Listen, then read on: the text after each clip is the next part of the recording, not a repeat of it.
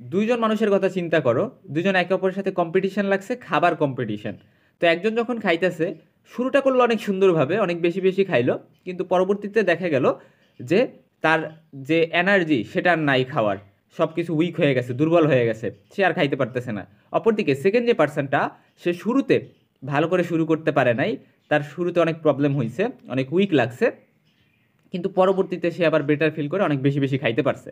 So এই যে যে দুইটা পার্সন, এই দুইটা পার্সনকে আমরা দুইটা ডিজিজের সাথে কম্পেয়ার করতে পারি। ফার্স্টের যে পার্সনটা, তাকে কম্পেয়ার করতে পারি মাইস্থেনিয়া গ্র্যাভিস ডিজিজের সাথে।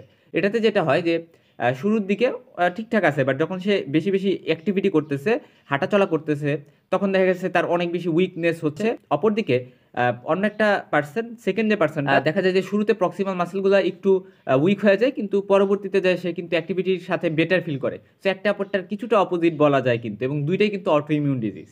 এবং সেকেন্ড যে ডিজিজটা, সেটাকে আমরা বলি ল্যাম্বার্ট এরটেন সিনড্রাম। হ্যাঁ,